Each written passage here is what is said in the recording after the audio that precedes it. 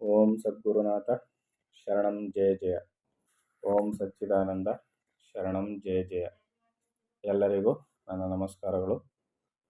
ಯೋಗ ವಾಸಿಷ್ಠ ನಿರ್ವಾಣ ಪ್ರಕರಣದಲ್ಲಿ ಶಿವನು ಈಶ್ವರನು ವಸಿಷ್ಠ ಗುರುಗಳಿಗೆ ಉಪದೇಶವನ್ನು ಮಾಡ್ತಾ ಇದ್ದ.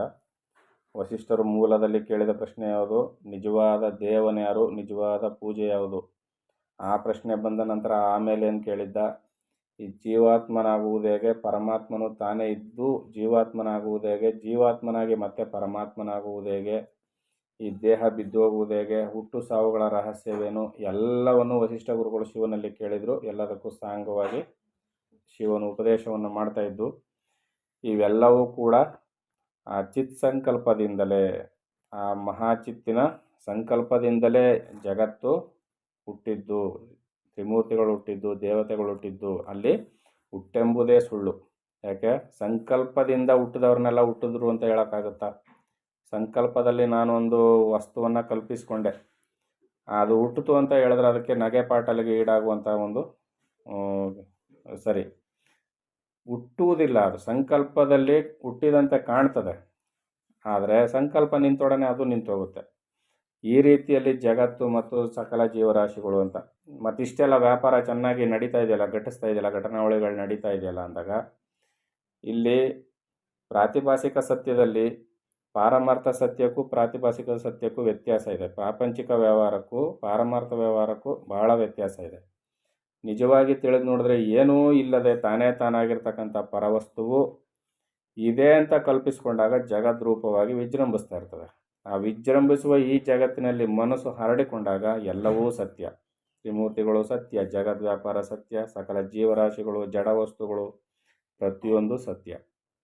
ಯಾವಾಗ ಆ ಚಿದ್ವಸ್ತುವು, ಆ ಚೇತನ ವಸ್ತುವು ಸಂಕಲ್ಪವನ್ನು ತ್ಯಜಿಸಿ ಮನಸ್ಸು ಆ ಪರಮಾತ್ಮನಲ್ಲಿ ನೆಲೆಗೊಳ್ತದೋ ಆಗ ಇವೇನೂ ಇಲ್ಲದೆ ತಾನೇ ತಾನಾಗಿ ನಿರ್ಭಯಲಲ್ಲಿ ನೆಲೆಗೊಳ್ತದೆ.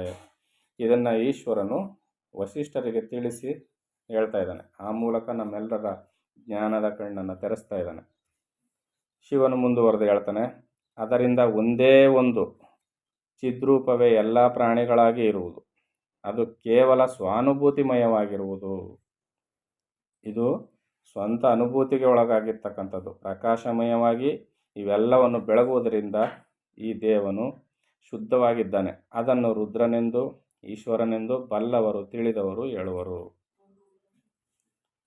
ಈ ಚಿತ್ತು ಯಾವುದುಂಟೋ ಅದು ಸಮಸ್ತ ಬೀಜಗಳಿಗೂ ಬೀಜವು, ಸಮಸ್ತ ಕಾರಣಗಳಿಗೂ ಬೀಜ ಯಾವುದು? ಈ ಚಿತ್ವಸ್ತುವೇ. ಸಂಸಾರ ಸಂತತಿಯ ಸಾರವು ಕರ್ಮಗಳಲ್ಲೆಲ್ಲ ಶ್ರೇಷ್ಠತಮವಾದ ಕರ್ಮವು ಇದು. ಧಾತು ಎಲ್ಲಕ್ಕೂ ಮೂಲವಾದ ನಿರ್ಮಲವಾದುದು ಎಂದು ತಿಳಿ. ಪ್ರತಿಯೊಂದಕ್ಕೂ ಇದೇ ಮೂಲಾಧಾರ. ಇದನ್ನು ಬಿಟ್ಟು ಅನ್ಯವಿಲ್ಲ, ಹೊರತಾಗಿಲ್ಲ. ಮತ್ತು ಎಲ್ಲರೂ ಕಷ್ಟಪಡ್ತಾ ಇದ್ದಾರಲ್ಲ, ಒಳ್ಳೆಯವರು ಕೆಟ್ಟವರು ಎಲ್ಲ ವಿಂಗಡಣೆ ಮಾಡಿಟ್ಟಿದ್ದಾರಲ್ಲ ಅಂತಂದರೆ ಅವರವರ ಸಂಕಲ್ಪದ ಚಿತ್ ಸ್ವರೂಪದ ಸಂಕಲ್ಪದ ಮೇಲೆ ಅವು ನಡೀತಾ ಇರ್ತವೆ. ಯಾರು ಅತಿ ಹೆಚ್ಚು ಸಂಕಲ್ಪಕ್ಕೆ ಒಳಗಾಗಿ ಹೆಚ್ಚು ಹೆಚ್ಚು ಭ್ರಮೆಗೊಂಡು ಹೆಚ್ಚು ಹೆಚ್ಚು ಅಜ್ಞಾನಕ್ಕೆ ಒಳಗಾಗಿರ್ತಾರೋ ಅವ್ರಿಗೆ ದುಃಖ ಕಾಡ್ತಾ ಇರ್ತದೆ. ಯಾರಿಗೆ ಈ ಸಂಕಲ್ಪವು ನಾಶವಾಗಿ ಸಂಕಲ್ಪವನ್ನು ನಿಲ್ಲಿಸಿ ಅವರು ಚಿತ್ ಸ್ವರೂಪದಲ್ಲಿ ನೆಲೆಗೊಳ್ತಾರೋ ಅವ್ರಿಗೆ ಇವ್ಯಾವು ಇರೋದಿಲ್ಲ. ಕಾರಣಗಳ ಸಮೂಹಗಳಿಗೆಲ್ಲ ಇದೇ ಕಾರಣವು. ಏನೇನು ಕಾರ್ಯಗಳಿದಾವೋ ಅದಕ್ಕೆಲ್ಲ ಕಾರಣವಾದಂಥ ಯಾವ್ಯಾವ ಕಾರಣಗಳಿದಾವೋ ಆ ಎಲ್ಲ ಕಾರಣಗಳಿಗೂ ಮೂಲ ಕಾರಣ ಯಾವುದು? ಈ ಚಿದ್ವಸ್ತುವೆ.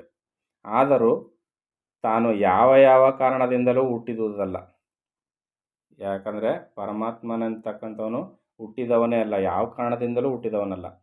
ಅವನಿಗೆ ಹುಟ್ಟೆಂಬುದೇ ಇಲ್ಲ. ತನ್ನಲ್ಲಿ ಯಾವ ಕಳಂಕವೂ ಇಲ್ಲದುದು ಯಾವುದು? ಈ ಚಿದ್ವಸ್ತುವು. ಸ್ಥಿತಿ ಭಾವವೆಂಬುದು ಯಾವುದುಂಟೋ ಅವೆಲ್ಲವೂ ಇದರಿಂದಲೇ ಇರತಕ್ಕದ್ದು. ಭಾವನಾ ಮಾತ್ರಕ್ಕೆ ಗೋಚರವಾಗದುದು.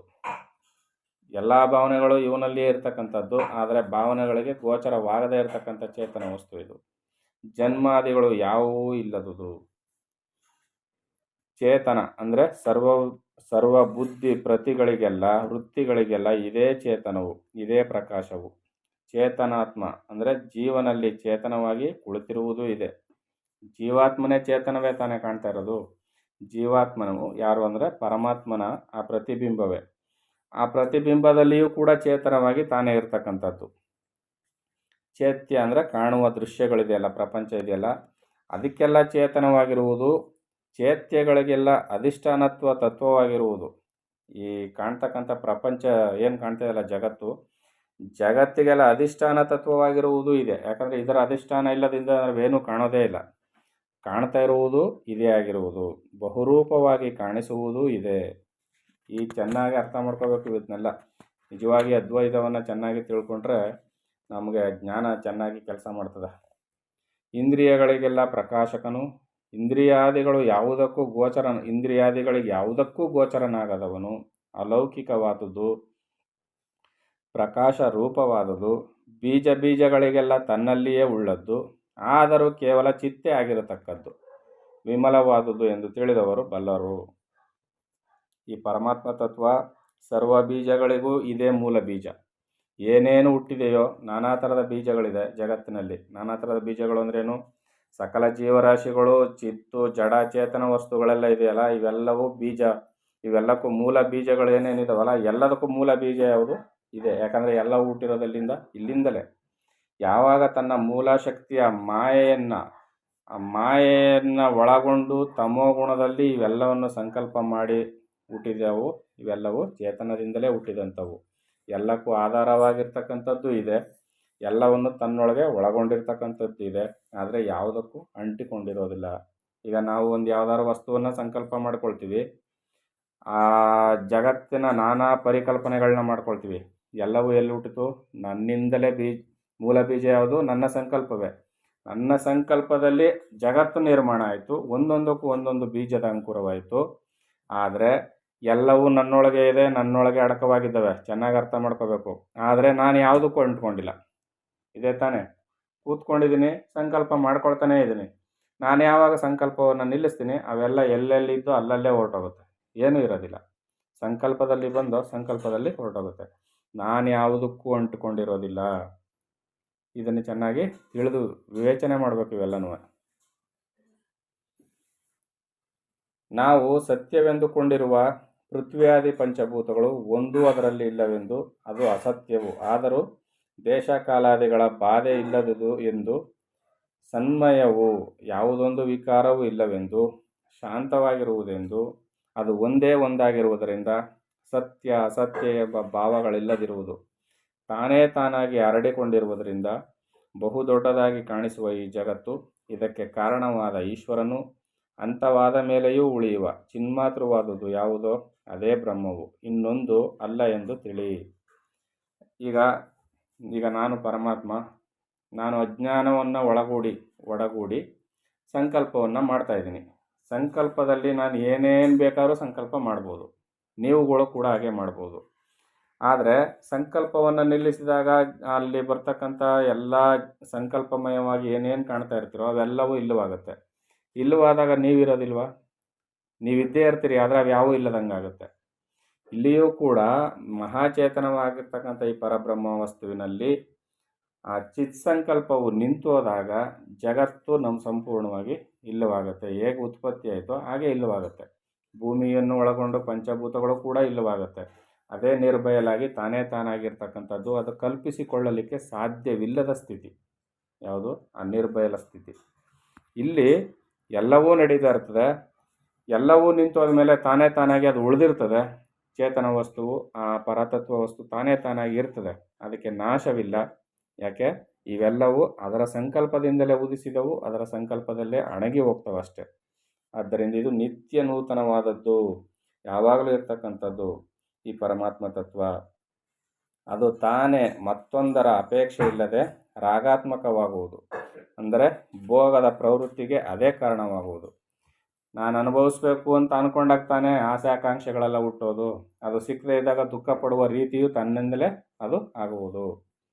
ತಾನೇ ಭೋಗ ಸಾಮಗ್ರಿಯೂ ಆಗುವುದು. ಹೌದು ತಾನೆ? ಈಗ ಭೋಗದ ಸಾಮಗ್ರಿ ಎಲ್ಲಿಂದ ಬರುತ್ತೆ? ಯಾವುದೋ ಒಂದು ವಸ್ತುವನ್ನು ನಾನು ತಿನ್ನಬೇಕು ಅಂದ್ಕೊಂಡಾಗ, ಯಾವುದೋ ಪದಾರ್ಥವನ್ನು ನಾನು ತಿನ್ನಬೇಕು ಅಂದ್ಕೊಂಡ ಪದಾರ್ಥವು ನನ್ನ ಸಂಕಲ್ಪದಿಂದಲೇ ಉದಿಸ್ತದೆ. ತಿನ್ನಬೇಕು ಅನ್ನೋ ಬುದ್ಧಿಯು ನನ್ನ ಸಂಕಲ್ಪದಿಂದಲೇ ಉದಿಸ್ತದೆ. ಆ ಮಾಡುವಂಥ ಪದಾರ್ಥಗಳು, ಕರ್ಮ, ಕಾರ್ಯ ಎಲ್ಲವೂ ನನ್ನ ಸಂಕಲ್ಪದಿಂದಲೇ ಉದಿಸಿದವು.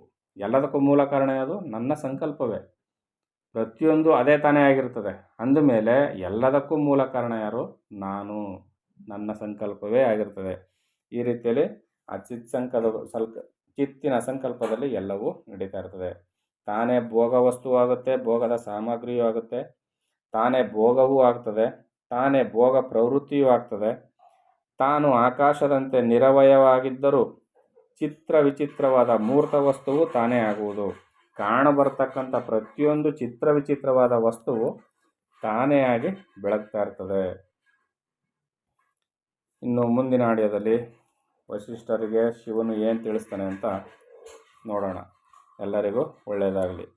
ಓಂ ಸದ್ಗುರುನಾಥ ಶರಣಂ ಜಯ ಜಯ. ಓಂ ಸಚ್ಚಿದಾನಂದ ಶರಣಂ ಜಯ ಜಯ. ಹರಿ ಓಂ ತತ್ಸತ್. ಹರಿ ಓಂ ತತ್ಸತ್. ಹರಿ ಓಂ ತತ್ಸತ್.